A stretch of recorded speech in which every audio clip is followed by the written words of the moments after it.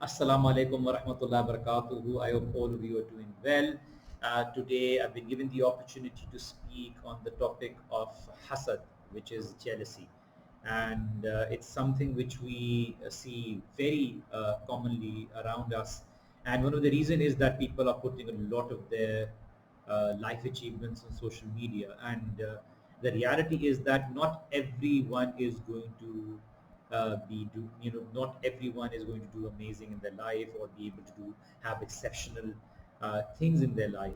And when people put these aspects on social media, of course, everyone has a different tarbiyah, everyone has a different nature. Some people feel happy, some people make dua for you, and some people eventually uh, you know start to question the very reality that why is that person able to have it when I'm working so hard for it. And this is the very reason why in Islam, hasad or jealousy is a huge sin.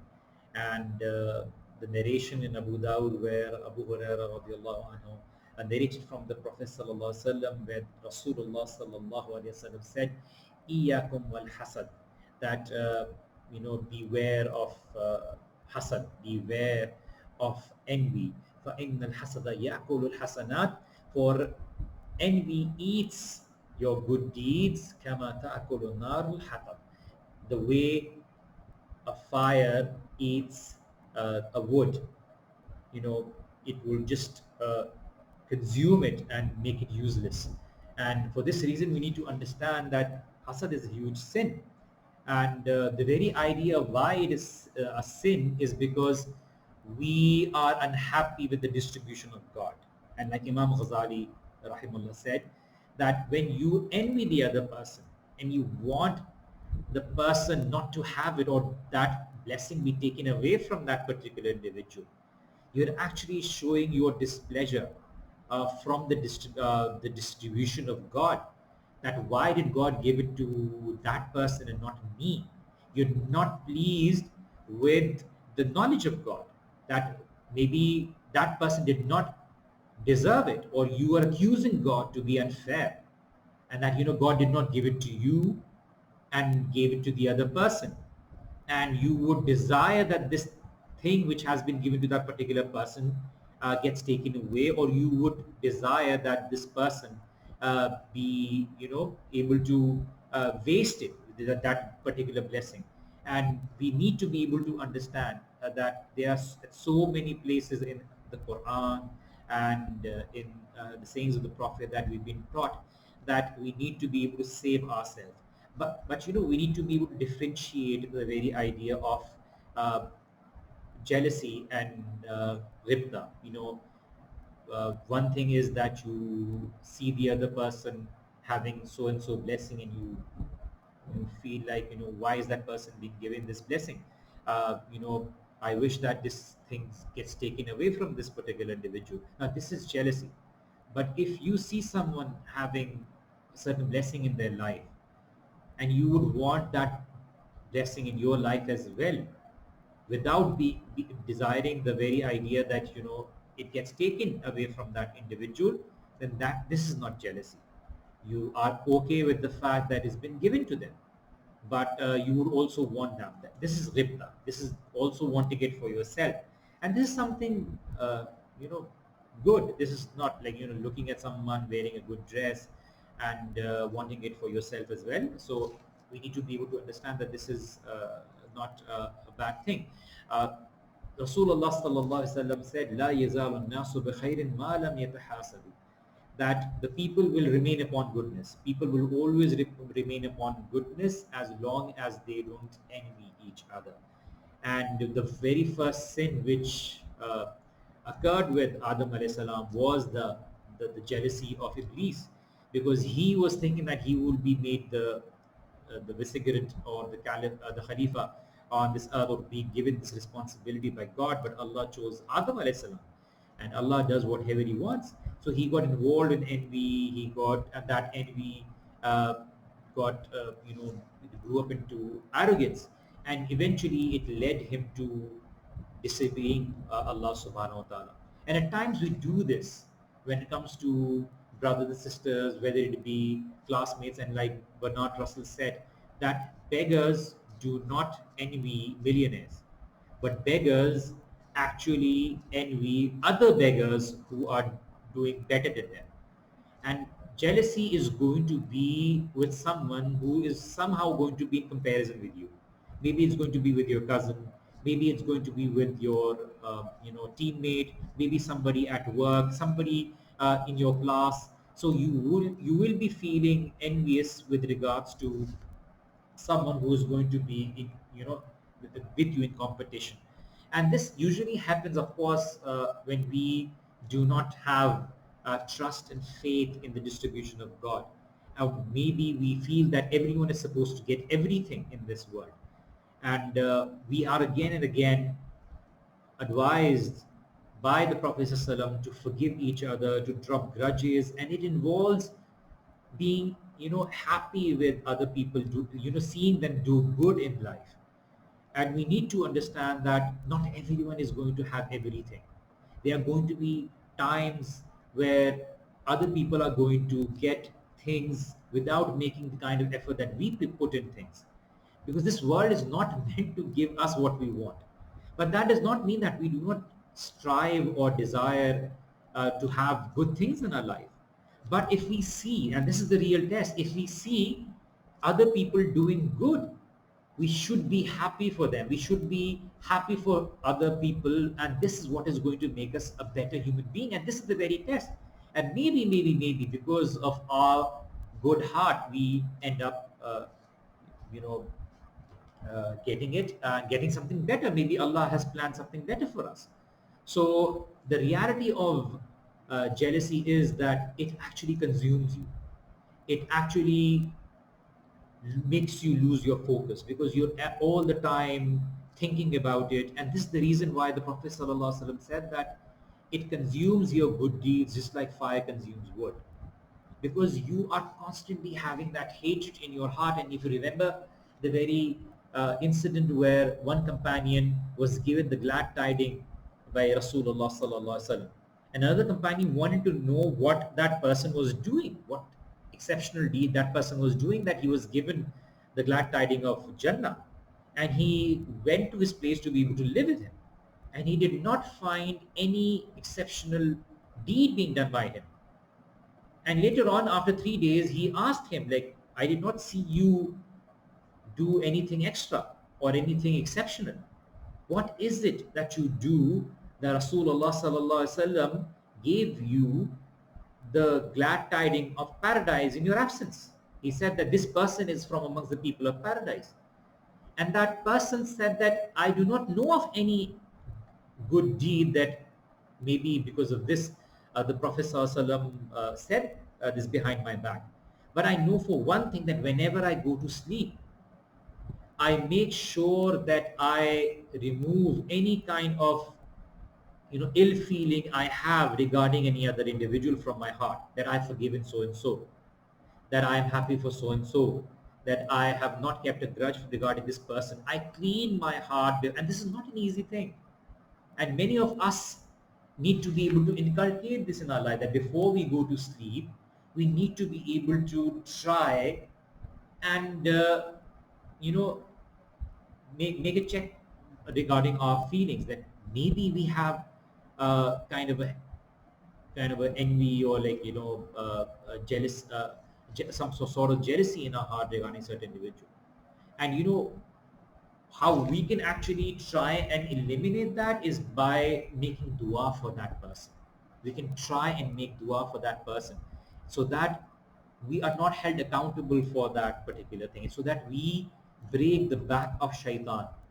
And the Prophet ﷺ said in one of the narrations that la rahata li hasudin, that a person who envies other people, who is jealous of other people, there is no peace for that person, because that person is always going to be in a situation of in a feeling of unrest, that I just want to be able to see that person just get destroyed, or be able to fall down, or be able to fail.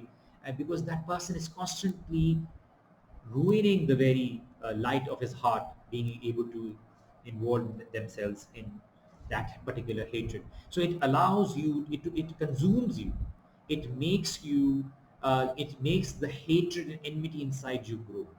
And it is one of the most severest causes that a person, gets destroyed. It leads a person towards destruction, because you are just allowing that feeling to grow inside you, and be unhappy with the decision of Allah subhanahu wa ta'ala.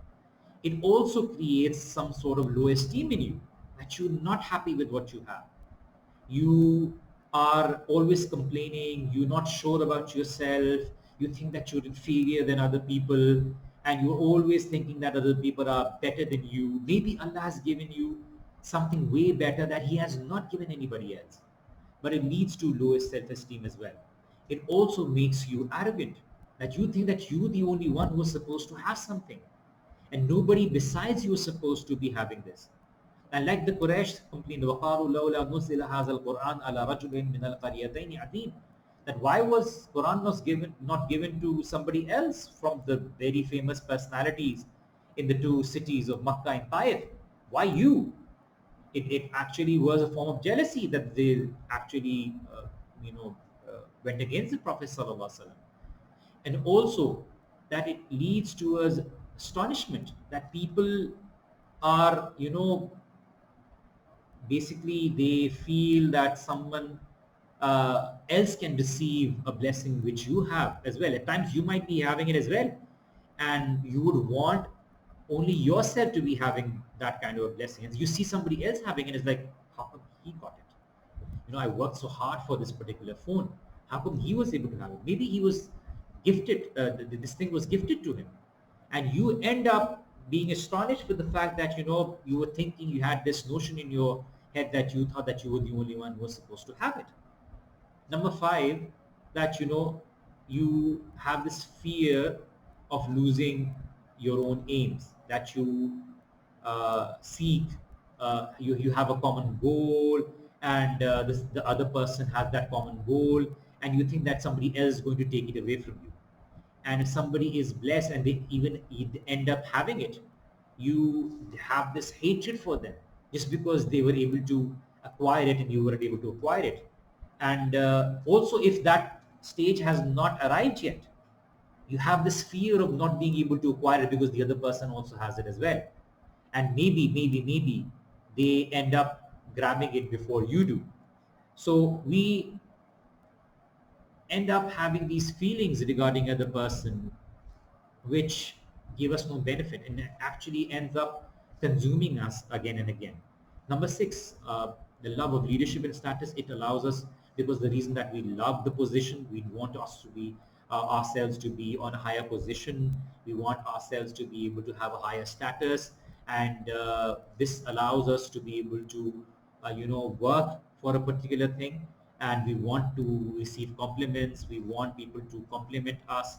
We want people to see us in a very a special manner. And when we see other people receiving it, for instance, somebody might be getting the same or a better social media attention, where you're also working to improve your YouTube channel, and you see, I'm working so hard, how come this person is getting more views? Maybe this person is doing so and so. You start to feel you feel that jealousy for them. You want them to not do good, and you think that you were the only one who was meant to be able to have that position. And it also, number seven, makes your soul impure, because you rejoice at the calamity of other people, and you want other people to be involved in certain calamities, and you want to be able to see them uh, being deprived of that particular blessing. So this is not قَدْ أَفْلَحَ مَنْ تَزَكَّى, that the successful one is the one who purifies himself. So how do you battle these things? I know this is a huge topic, and I'm quickly mentioning certain things and be able to give you an overview. Just a reminder, فَذَكِّرْ إِنَّ الذِّكْرَ تَنْفَعُ الْمُؤْمِنِينَ, that give reminder to the believers, for surely reminder benefits them. So how do you battle this, Hassan? What are the remedies and cures for it? There's little things that you can do, of course. It's at times a long process, because you've been battling with this thing for a long time. You need to be able to have the knowledge. of Allah subhanahu wa ta'ala. You need to be able to have the knowledge that this world is not going to be there for ever. Why knowledge regarding God? Because when you know that Allah is not unfair, Allah is just, that Allah is never going to give anything to anyone if He would not feel that was not fit for them, or maybe He was giving it to them, maybe He wants to reward them in this world, or maybe Allah wants you not to get attached to this world. So if the more we acquire the knowledge of God, the knowledge of the reality of this world, the knowledge of religion, the knowledge in terms of psychology or any other subject, we understand, and our emotional intelligence, and be able to make ourselves get more aware of ourselves and about things around us. We realize that we are actually getting upset over certain things which should not matter. Also, that we need to know, number two, that envy is a crime, that jealousy is a crime. Although it might be at point where you might start to feel it. It might not be in your hands, but what you can do is not let your tongue or your heart, grow further. Allow it to grow in your heart, and the more you make dua for that particular individual, the more you will be able to, eliminate that feeling of jealousy. Uh, the Prophet ﷺ said, إِذَا رَأَى أَحَدُكُم مِّنْ أَخِيهِ أَوْ مِنْ نَفْسِهِ أَوْ مِنْ مَالِهِ ما يعجبه فليركه فليبرقه فإن العين حق. Then when you see your brother doing good, or being good in something, or being blessed with something which maybe you have not been given, so make dua for that brother or your sister. Make dua that may Allah put barakah in it. Barakallahu fi. You make dua for that person. At that moment when you get to hear it, you make dua that may Allah put barakah in it. Because one thing, you should not be harming the other person with the evil eye. Secondly, when you say this, shaitan is unable to instill those ill feelings in your heart. And there's a narration where uh, Musa ibn Sa'id said that when Allah brought Moses close in his intimate conversation, and he saw a servant, Musa alayhi salam saw a servant at the foot of the throne. So Musa alayhi salam asked Allah subhanahu wa ta'ala, "Oh Allah, who is this servant? And what can I do to be able to receive that kind of blessing?" So Allah subhanahu wa ta'ala said, "O Musa, this servant was a righteous person. This righteous person in the sense that he was righteous to his parents, and he did not envy other people, and he did not spread gossip regarding them." So what we can do is basically, number three, reflect on how the harms of envy can bring in our life. And when we would actually be able to know the reality regarding it, we would never allow this feeling to grow within us. Number four, we can know that envy cannot harm the one whom we are envying. It is only going to harm us. It's only going to harm us. Number five, we need to be able to strive to be able to look at people who are below us, so that we are more content with what Allah subhanahu wa ta'ala has given us.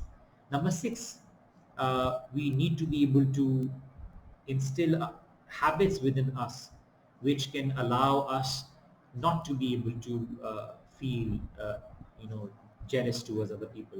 And by doing that, don't look at what others are being able to achieve. What if someone's being able to acquire a good car, or maybe a good position? Make dua for them, rather than feeling jealous. Stop following this materialistic lifestyle, in the sense that stop following what's in, what's out, where it's going to create more uh, the importance of materialistic thing in your lives. And eventually, when you see other people acquiring it, you will be developing that. You might have developed that materialistic mentality, which ends up trying to be able to feel envious towards the other person. So work towards strengthening your soul by getting yourself involved in the morning and evening azkar, that Allah subhanahu wa ta'ala, alhamdulillah, alhamdulillah for everything. Remind yourself, make a point that you early morning or before Fajr time, you think of whatever Allah subhanahu wa ta'ala has given you. When you pray, you start Surah Fatiha with Alhamdulillah. When you read Alhamdulillah, think of what Allah subhanahu wa ta'ala has given you, how much He has saved you from all the harms. When you go to sleep, just try and inculcate and habit in you that, Allah, I am pleased with whatever you have given me. Allah, I am happy with whatever you have given me. And I'm not going to complain, for if you give me something which I have not asked for, I'm going to be grateful to you for it.